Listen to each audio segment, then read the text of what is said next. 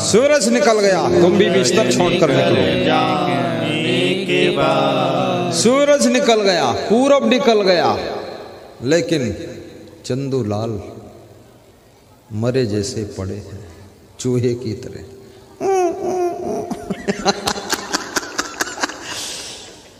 माँ बाप जगाने आते हैं, पड़े हुए सो रहे, कूं कूं कर रहे। ये क्या बात कर रहे हो? आज तक मुझे याद नहीं कभी मेरे माँ बाप ने मुझको जगाया हो, ये भी याद नहीं मेरे गुरु ने कभी जगाया हो। फट छट खट, अपने आप उठो, आनंद है।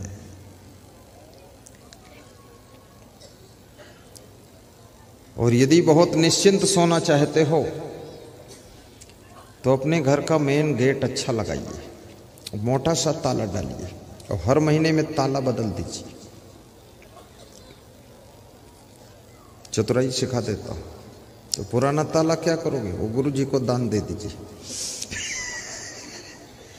मैं क्या करूंगा? पड़ोसी को दे दो। और सीढ़ी के ऊपर गेट लगाइए, उसको भी बंद करिए, ताला मारिए, चाबी अपनी जेब में रख के सो। और घर के अंदर ही लेटरिन बाथरूम बनवा लीजिए। आंगन के ऊपर लोहे का जाल डाल दीजिए, कहीं से भी कोई आदमी बिल्ली घुस न सके। मैं जिस कमरे में यहां रहता हूं वहां एक चूहा भी रहता है। जब मैं सो जाता हूं तो चूहा जागता है।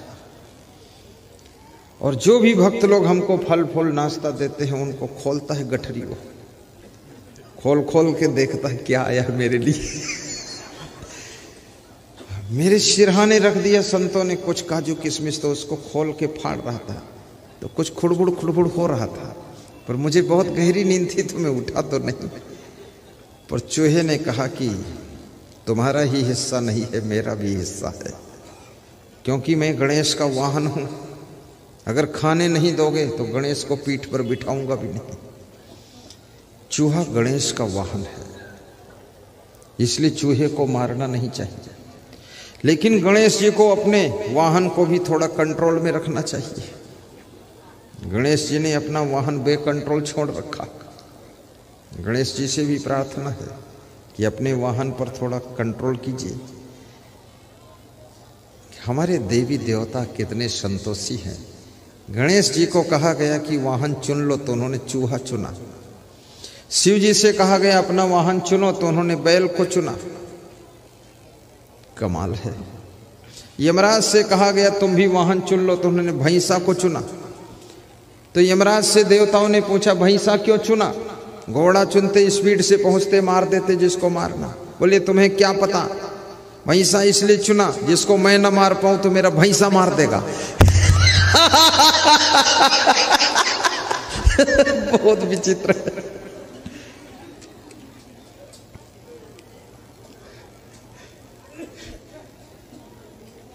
दुर्गा जीवी ने शेर को वाहन सुना, शेरे वाली मां।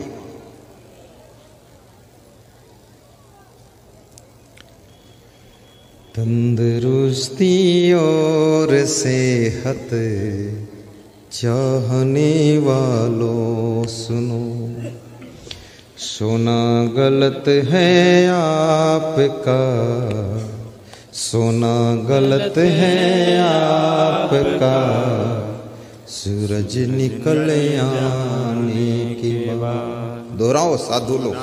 सोना गलत है आपका, सूरज निकल जाने के बाद। 10 मिनट हर रोज टहले शाम को खाने के बाद। 10 मिनट हर रोज टहले शाम को खाने के बाद।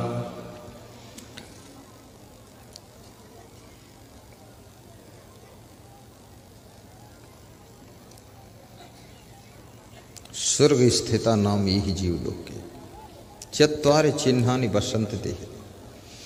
और स्वस्थ रहना चाहते हो, आयुर्वेदिक दवाई थोड़ी ले लिया करो। गृहस्थों के लिए च्यवनप्राश से 1000 गुना अच्छा है महाशक्ति प्राश। जो च्यवनप्राश तुम खाते हो ना, उससे 1000 गुना बेहतर महाशक्ति प्राश। ये च्यवन आयुर्वेद कंपनी का नया प्रोडक्ट आया है महाशक्ति प्राश। मैंने पिछले साल 1 चम्मच खाया था बस, उसके बाद हाथ जोड़ दिया कि महाशक्ति नहीं चाहिए। वास्तव में उसमें महाशक्ति। गृहस्थों को महाशक्ति प्राश के कम से कम आधा चम्मच लीजिए रोज, 1 चम्मच, एक ही बार दूध के साथ, कमजोरी खत्म। और जो लोग चाहते हैं कि हमको बीमारी ना आए, उनको लाइफ गार्ड एडवांस इतना बड़ा टॉनिक है, जड़ी बूटियों से बना हुआ, हिमालय की जड़ी बूटियां, 2 बार पी लो, देखना बुढ़ापे का असर खत्म हो जाएगा, चेहरे पर चमक आ जाएगी, सीधे होकर चलने लग जाओगे। लकवा अटैक को कंट्रोल करेगा, हार्ट अटैक को कंट्रोल करेगा, बीपी को कंट्रोल करेगा। बहुत फायदेमंद है लाइफ गार्ड एडवांस। ये भी श्री च्यवन आयुर्वेद कंपनी का है। और बाकी दवाइयों के बारे में मुझे मालूम नहीं है। और ये राजस्थान की वेदराज वहां के कंपनी की दवाइयां लेकर यहां आए हैं। मैं भी उनसे कभी कभी ले लेता हूं। बहुत सुंदर आयुर्वेद दवा सबसे अच्छी है। और यदि आपको लीवर आपका डैमेज हो रहा तो लुपिजाइम पी लीजिए, लीवरनेट आयरन पीजिए। और यदि आप कोई दवा नहीं खाना चाहते हो तो आज बिना दवा का इलाज बता देता हूं। 1 मुट्ठी मूंग, 1 मुट्ठी चना, 1 मुट्ठी मूंगफली दाना, 1 मुट्ठी गेहूं, ये 4 चीजें भिगा दीजिए, अलग अलग कपड़े की पोटली में बांध दीजिए और फिर देख लीजिए इनका रिजल्ट। पधारो आत्म बंधु, समय अनमोल आया है। ये भक्त श्री आगे आगे जा रहे हैं। कासिमपुर भागलपुर से आए हैं अजय सिंह शिक्षक, उसके पीछे हैं विजय सिंह शिक्षक अकाउंटेंट, फिर हैं ये बाबूलाल जी सरपंच। अरे वाह, फिर तो नाम याद करना पड़ेगा। 8-10 लोग भागलपुर से आए हुए। ताली बजा दो इनके अभिनंदन में। बिठा लो बिठा लो, और कुर्सी मंगा लो, जोर से बजा दो। वाह वाह वाह, कितना अच्छा लगा। धन्य हो धन्य हो। गत वर्ष इन्होंने ऐसा बड़ा प्रोग्राम करवाया था, बहुत बड़ा प्रोग्राम। यहां भी दर्शन के लिए आए और 14 तारीख को मुझको छोड़ने भी आए थे भागलपुर तक। कासिमपुर गांव के ही लोग।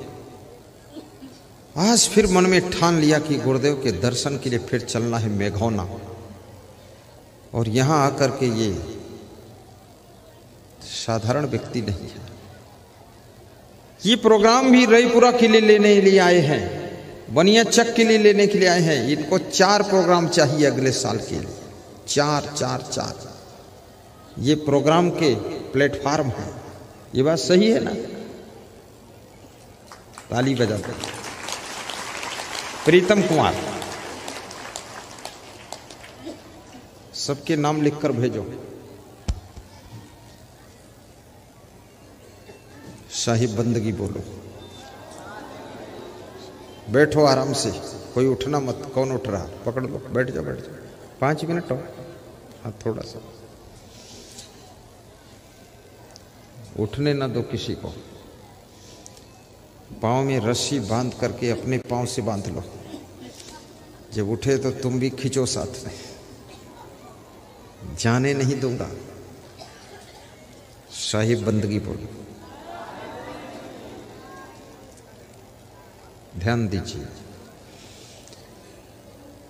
स्वर्गस्थितानां हि जीवलोके चत्वारि चिह्नानि वसन्ति देहे दाने प्रसंगो मधुरा च वाणी देवार्चनं ब्राह्मणतर्पणश्च।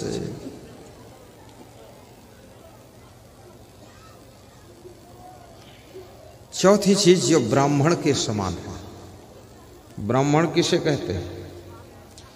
ब्राह्मण की जाति नहीं होती है, ब्राह्मण के लक्षण होते हैं। ब्राह्मण के घर में जो जन्म ले उसे भी ब्राह्मण बनना चाहिए, और क्षत्रिय वैश्य शूद्र के घर में जन्म ले, मुस्लिम के घर में जन्म ले, उसको भी ब्राह्मण बनना चाहिए। ब्राह्मण के क्या लक्षण होते हैं? जीतेन्द्रियः धर्मपरा स्वाध्याय निरता शुचि काम क्रोधो बसो यस्य तम देवा ब्राह्मणम विदुः यस्य सर्वे समारंभा काम संकल्प वर्जिता ज्ञानं दग्ध कर्मणं तमाहु पंडितम बुधा। ब्राह्मण किसे कहते हैं? जो जीतेंद्रिय है वो ब्राह्मण है, धर्मपरायण है वो ब्राह्मण है, स्वाध्याय में रत है वो ब्राह्मण है, अंदर बाहर से पवित्र है वो ब्राह्मण है, जिसने काम क्रोध को जीत लिया है, बस में कर लिया है, वो शुद्ध ब्राह्मण होता है। और ऐसा व्यक्तित्व संत के अंदर ये सब लक्षण होते हैं, इसलिए उनकी वस्त्र और भोजन से सेवा करना चाहिए। इससे अपनी जिंदगी स्वर्ग बन जाती है।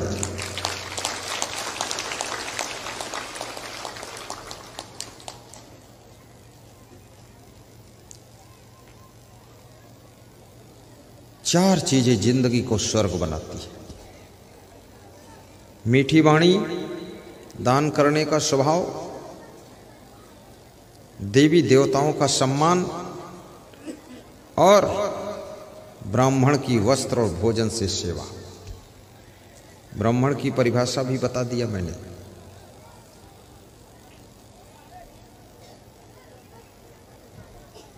कौन है ब्राह्मण? तम ब्राह्मणम विदुः। और एक बात याद रखना, जिनको जिंदगी को नरक बनाना है उनको 6 बातें करना चाहिए। पहली बात, अत्यंत कोपः। अत्यंत क्रोध करने से जिंदगी नरक बनती है। इसलिए महिलाओं को क्रोध नहीं करना चाहिए ताकि घर में नरक न बने। पुरुष भी क्रोध से बचे ताकि आपका घर नरक न बनने पाए। कितने लोग कहते मेरा घर तो पूरा नरक है। पूरा नरक है तो सौभाग्य है, डुबकी लगाओ खूब। पूरा घर क्रोधी है, बहुत क्रोध आता, गुस्सा आती है। कितने लोगों की गुस्सा तो नाक पर ही रहती है, छोटी सी बात में भन भन भन भन होता रहता है। अत्यंत कोपः। और ये क्रोध भी कोई चीज नहीं है, ये क्रोध एक आदत है। तुम आदत बना लो तो दिन रात क्रोध करते रहोगे, और यदि सहनशीलता को बढ़ा लो तो 24 घंटे ऐसे गुजर जाएंगे कि तुमको क्रोध आएगा नहीं, हंसते हंसते बीत जाएंगे। और क्रोध को जीतने के लिए 3 काम करना पड़ेगा। नंबर 1, अपनी भी गलतियों को देखिए। नंबर 2, दूसरों की 3 गलतियों के रोज क्षमा कीजिए। नंबर 3 क्या करना है? थोड़ा गम खा लीजिए। गम खाने से, अपनी गलतियों को देखने से, दूसरे की गलतियों को क्षमा करने से क्रोध पर तुम विजयी हो सकते हो। अपनी भी गलती देखा करो, क्योंकि जब तुम अपनी गलती देखते हो तो आपके अंदर का अहंकार टूटता है, और अहंकार टूटते ही क्रोध भी बुझ जाता है, क्योंकि अहंकार के द्वारा ही क्रोध का जन्म होता है। अहंकार को यदि मार सकते हो तो क्रोध को भी तुम समाप्त कर सकते हो। रावण को कितना अहंकार था, इसीलिए तो क्रोध आता था और बोलता रहता था मैं रावण हूं। कंस को क्यों क्रोध आता था? क्योंकि उसको भी बहुत अभिमान था। अभिमान के द्वारा ही क्रोध का जन्म होता है। इसलिए इस अभिमान को जीतना चाहते हो, नम्रता से अभिमान को जीतो। कैसे अभिमान को जीतोगे? जितनी छोटी से छोटी सेवा तुम करोगे उतना ही बड़ा सा बड़ा अभिमान टूटेगा।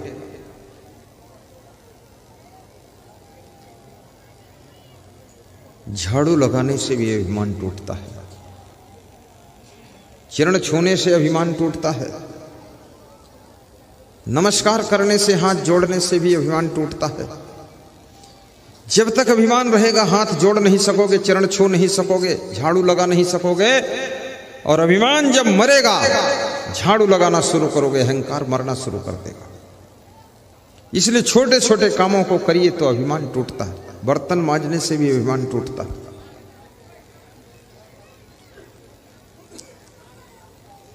और अहंकार को मारने का अर्थ है तुमने रावण को मारा है, और रावण को मारने का अर्थ है तुमने शांति रूपी सीता को प्राप्त कर लिया है। यह अभिमान रूपी रावण को मारिए। लेकिन अभिमान रूपी रावण को मारने के लिए भक्ति रूपी विभीषण का सहारा लेना पड़ता। बिना भक्ति के अभिमान नहीं मर सकता है। और बिना ब्रह्मचर्य के भी लंका पर विजय नहीं पाई जा सकती है। हनुमान जी का सहारा लेना पड़ता। हनुमान ब्रह्मचारी है, वही लंका के ऊपर जाकर के सब आग लगाता है और काम सेटिंग करता है। अंगद का सहारा लेना पड़ेगा। अंगद का मतलब है साहस होना चाहिए, जो पांव जहां अड़ा दो हटना नहीं चाहिए। और रीछ भालू बंदरों का सहयोग लेकर के अभिमान रूपी रावण को मारा जा सकता है। अभिमान रूपी रावण के मरते ही आपको शांति रूपी सीता की प्राप्ति हो जाती है। जब तक अभिमान नहीं मरता है तब तक शांति रूपी सीता प्राप्त नहीं होती।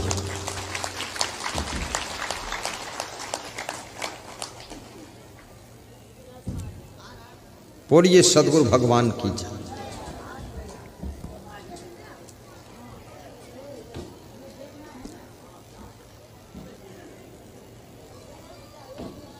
एक छोटी सी कहानी सुनाऊंगा मैं, अभिमान की कहानी। एक राजकुमार जंगल में सैर करने गया। मनमस्ती के कारण इधर उधर घूमने लगा, रास्ता भटक गया। सैनिक पीछे छूट गए, वो बाहर चला गया। प्यास लगी, कुएं के पास चला गया। कुएं के पास में रस्सी और बाल्टी रखी हुई थी। रस्सी बाल्टी उठाया, रस्सी को बाल्टी से बांधा और कुएं में डालने चला। तो उसे याद आ गया कि मैं राजा का बेटा रायजादा हूँ, मैं पानी कैसे भरूं? पानी भरना तो एक छोटा काम है, कहारों का काम। उसने बाल्टी निकाल करके बाहर रख ली और किनारे प्यासा बैठा है। थोड़ी देर में मंत्री का बेटा मंत्री कुमार भी जंगल में सैर करने गया। वो भी प्यास लगी तो उसी कुएं के पास पहुंचा। मंत्री के बेटे को देख करके राजकुमार ने कहा, आइए श्रीमान, पानी भरिए, पीजिए, पिलाइए। पानी पिलाना बहुत बड़ा पुण्य का काम होता। तो मंत्री के बेटे ने कहा, राजकुमार, इतना आपको ज्ञान है कि पानी पिलाना पुण्य का काम होता है, तो ये पुण्य आप क्यों नहीं कमाते हो? आप भरो, हमको पिला दो, पुण्य आपका हो जाए। राजकुमार ने कहा, मैं राजा का बेटा हूं, रायजादा हूं, इसलिए पानी भरकर नहीं पी सकता, ये कहारों का काम है। मंत्री के बेटे ने हंस करके कहा कि मैं मंत्री का बेटा, मंत्री ज्यादा हूं, इसलिए मैं भी पानी भरकर नहीं पी सकता, वास्तव में कहारों का काम। दोनों साथ साथ बैठ गए, दोनों प्यासे हैं, दोनों बैठे हैं, पानी भरना नहीं चाहते, क्योंकि मंत्री ज्यादा और राय ज्यादा होने का अभिमान है। राजा को जितना अभिमान नहीं होता है, राजा के बेटे को उससे ज्यादा अभिमान होता है। एक डीएम कलेक्टर को जितना अहंकार नहीं होता है, उससे ज्यादा अहंकार उसकी पत्नी को होता है। और डॉक्टर को जितना अहंकार नहीं होता है, उतना अधिकार उसकी पत्नी डॉक्टरिन को होता है। न MBBS किया है, न BAMS किया है, न इंजेक्शन मारना जानती है, लेकिन फिर भी डॉक्टर से ज्यादा रुतबा रखती है। और अहंकार भी बहुत दूर तक जाता है, याद रखना। आपके चाचा के चाचा यदि कलेक्टर हो जाए तो अहंकार तुम्हारे तक भी आ सकता है। दूसरों को समझा सकते हो, क्या समझते हो तुम? मेरे नाना जी सांसद है, मेरे मामा जी विधायक है, उनसे पूछो तुम क्या हो, तो बोलता हम तो गप्पू नाथ हैं। कुछ नहीं, ये नाना मामा से काम चलने वाला नहीं है, तुम खुद भी कुछ बनो। राजकुमार और मंत्री कुमार दोनों किसी तीसरे का इंतजार करते हैं। तब तक एक तीसरा व्यक्ति आता है, अमीरों का बेटा आता है। उसको देखकर दोनों कहते हैं आइए पानी भरिए, पिलाइए। पानी पिलाना बहुत बड़ा पुण्य होता है। तीसरे ने कहा जब इतना ज्ञान है आपको पानी पिलाना पुण्य होता है तो आप क्यों नहीं पुण्य ले लेते। राजकुमार ने कहा मैं राजा का बेटा रायजादा हूं इसलिए पानी नहीं भर सकता, ये कहारों का काम है। मंत्री के बेटे ने कहा मैं मंत्री जादा हूं इसलिए मैं भी पानी नहीं भर सकता, ये कहारों का काम। तो हंस करके उस अमीर के बेटे ने कहा कि तुम राय ज्यादा हो, तुम मंत्री ज्यादा हो, लेकिन मैं अमीर ज्यादा हूं, मैं अमीरों का बेटा अमीर ज्यादा हूं इसलिए मैं भी पानी नहीं भर सकता। जैसा को तैसा मिले मिले नीच को नीच, पानी में पानी मिले मिले कीच में कीच। एक वेश्या ने जिंदगी भर वेश्या गमनी करके धन कमाया। धन कमाने के बाद बुढ़ापे में अक्कल आ गई कि कोई भंडारा कर दूं, थोड़ा पाप ताप संताप त्रेताप श्राप सब खत्म हो जाए। भंडारा करने के लिए साधु को ढूंढा, कोई साधु मिल जाए भंडारा खा ले। खीर पूड़ी का भंडारा चलना चाहिए, 15 दिन तक साधु खाएगा तो सब पाप कट जाएगा।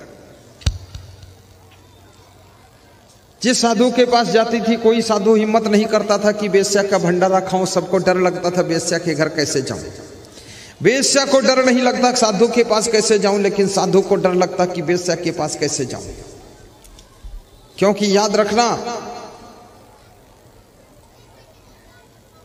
वेश्या को इसलिए डर नहीं लगता है क्योंकि वेश्या तो वासना की कीड़ा हो चुकी है और वेश्या का तो पतन हो ही चुका है।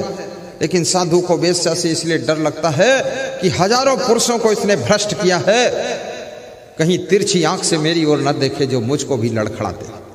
इसलिए साधु महात्मा को वेश्यालय के मोहल्ले में नहीं निकलना चाहिए और साधु महात्मा को जहां स्त्रियां स्नान कर रही वहां पर खड़े नहीं होना चाहिए और साधु महात्मा को किसी लेडीज के साथ में अकेले बैठकर बात नहीं करना चाहिए और साधु महात्मा को अपने साथ में लेडीज को जोड़कर चकई चकधुम मकई के अलावा तिकड़िक तिकड़म बनाना भी नहीं चाहिए।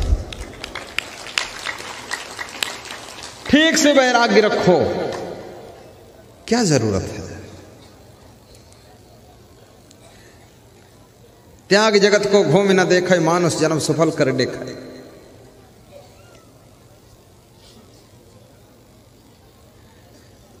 बड़ी मुश्किल से नदी किनारे एक साधु बैठा हुआ था। उसने कहा चलो मैं तुम्हारा भंडारा कर दूंगा। कोई कोई साधु ऐसे मिल भी जाते हैं, कितने ही पाप का धन हो सब खा पी के बराबर कर देंगे। वहां पर आए, 15 दिन खीर पूड़ी का भंडारा चला। 15 दिन के बाद जब भंडारा फाइनल हुआ, पूर्णाहुति हुई, तो वेश्या ने हंस करके कहा उस साधु से, और समाज के लोग इकट्ठे हो गए।